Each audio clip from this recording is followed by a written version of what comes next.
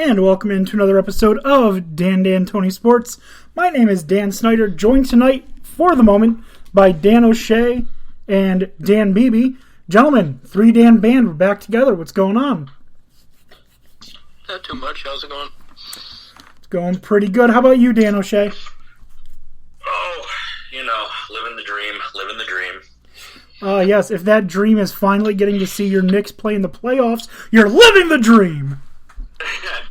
I am, because I tell you what, I got Knicks playoffs tickets. Oh, congratulations. Thank you. I'm excited. I've never been to a playoff game for any of my teams, unfortunately. Never got to do it as a kid. Parents weren't really into sports or anything. Went to regular season games because, that was a little bit more affordable. But, playoff tickets are often crazy. So this is literally living a dream. Yep. Yes, so while we wait for Tony, who should be joining us in a little bit, how about those Knicks? 41-31, shortened season. I don't care. It's still a playoff season. Didn't barely squeak into the playoffs. They're not in that play-in tournament for the playoffs. They were solidly the number 4 seed in the Eastern Conference. And sorry, BB, if you're gonna. No, I'm just. It's great. It's different, and I'm looking forward to it. Yeah, if you had told me last year that the Knicks would get 40 wins in a regular length season, I would have called you out of your mind. Or I would have thought you were just, very, very optimistic about Thibodeau. But, or you use some weird concoction of drugs. But here we are in a shortened season at 40 wins. It's unreal. And I just want to point out that for the first time in a long time, the Knicks play defense, and look where it gets them. In an overtime game, they held a team to under 100 points in an overtime game. That's what defense does. None of this weird trying out different rotation shit that previous coaches tried to do for a couple years. 2 years of trying out new fucking lineups. Like, come on, that was so dumb.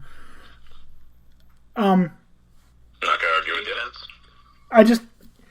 It's so nice seeing Julius Randle leave the Lakers and becomes a star.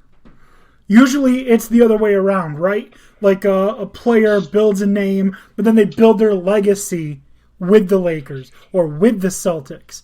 Now they're going to do it. Now he's doing it with the Knicks.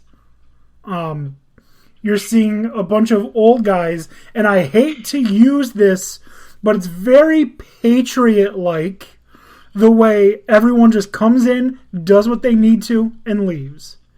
Like, this is the second time you've said that to me, and I still don't like it. but like Derrick Rose coming off the bench, getting like 25 points a night. Like, that's the definition of do your job, right? Coming in off the bench. Yeah. And playing like that. You got the young guys, Quickly, who's looking really good. You got RJ Barrett looking like he could be the future of the NBA. And I will admit right now, I was wrong about him. I did not like what I saw at Duke. Yes, he scored a lot, but he also took a lot of bad shots. That's not happening right now. It's not. You're getting the veteran leadership with, like I said, Derrick Rose coming off the bench. Taj Gibson playing like he's 25 right now. You're seeing a great mix of veteran players who are building their legacy now and young players. And they're all filling their roles perfectly. Playing defense, knowing what's expected of them, and doing that, maybe exceeding a little bit, but they're not trying to force anything. And it's paying off. It's paying off with a 4th seed. And the Knicks aren't the only team that are like this. The Hawks are doing it too. Knicks and Hawks were battling for the 4th seed. If I told you 2 years ago, Knicks and Hawks would be battling for the 4th seed in the East, you would say, what are we, 2 weeks in? But no, it's the end of the season.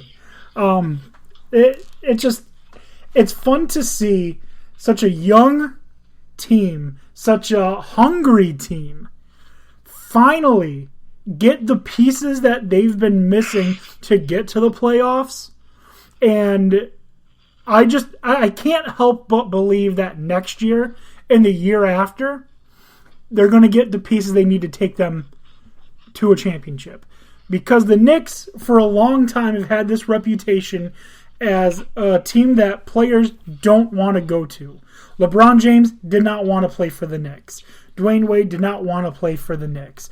How many other free agents are the Knicks linked to? Kevin Durant, Kyrie Irving did not want to play for the Knicks. All right. Julius Randle is changing that almost single-handedly. It seems like he comes in, gets a couple of guys that he can really take under his wing, and his mentality becomes the culture of the team, and now they're a team that are doing things right. So, yeah, I mean, you gotta credit the coaching staff too. Like, you know, you saw Julius Randle last year, and you know he was a joke to the league. You know, in the Knicks subreddit, you know, people are calling him dubious handles or making Beyblade memes about him because he constantly like lost the ball, doing, you know, kind of doing too much, not trusting any of his teammates. So I think Thibs sat him down and was like, understandable, you know, though. leader, it's not just scoring. And then, you know, he's like, I'm going to coach up these other, you know, bastards and get them better so you can trust them. And it's unreal. And it started with defense. You mentioned the Hawks, and this playoff matchup is going to be low scoring, I think. You know, it's going to be heavy defense. They play great defense too. Again, you know, they changed coaches mid-season and have been on a huge upward swing since then, and that's why they were neck and neck with us. And this is going to be a very difficult series for both teams. And whoever wins, I obviously want it to be the Knicks. It's going to be fought out. I don't see this going under 7 games. They are very similar teams in the way that they're scrappy. They're hungry, just like the Knicks. They're a young team that's got a little bit of veteran leadership. The only difference that I see between the Knicks and the Hawks is the Hawks have their floor general. The Knicks don't have a true point guard that can run shit yet. If they have that, then it's game over for a lot of teams in the East. Like, I know I'm going to sound biased here, but if Lonzo Ball comes to the Knicks, that's a very different team because they have a point guard who can do what point guards need to do. He can also shoot. He plays defense. He's a great distributor. He pushes the tempo when it's appropriate. He knows when to slow it down. That's what the Knicks need. That's what he can do. Another guy, I know it's not going to happen, Damian Lillard. If Lillard makes his way to the Knicks, that's next level New York Knicketry right there. That'd be wild. He's definitely a big shooter, but I think he'd shoot less and pass more on a team like the Knicks around him because he would obviously still attack the basket, and you know if he needed to, he'd hit for three, if he gets hot, by all means, you know, go off. But he'd be looking to Randall, he'd be looking to RJ, he'd be looking to run the pick and roll, and you know he would get the whole team open. That would potentially make us a real contender. I think Lonzo does similar, maybe one or two other free agents, and we have the money and we have the draft picks. The future is gloriously bright right now for the Knicks. I'm holding on to this optimism, but I'm also going to be very cautious because, well, it's the fucking Knicks. That's fair. Yep. But I'm very much intrigued by what this team can do now, what they can do in the future, and like I said, if you can get a guy who's happy or is at least content to come to the Knicks, like Damian Lillard. In the past, he said there were points where he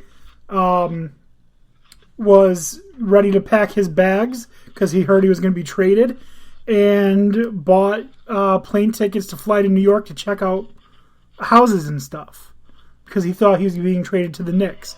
So he clearly would have been fine coming to the Knicks. And now I don't see how, if the Knicks sustain another year of this, how free agents aren't more optimistic about playing for the Knicks. They still do have Dolan as the owner. That's a problem. But yeah, no change in that anytime soon, unfortunately. Now that the Knicks are looking good, he's dipping his hands into the Rangers, wants them to be playoff bound. Yeah. And it's, I'm very scared of it because often he's wrong.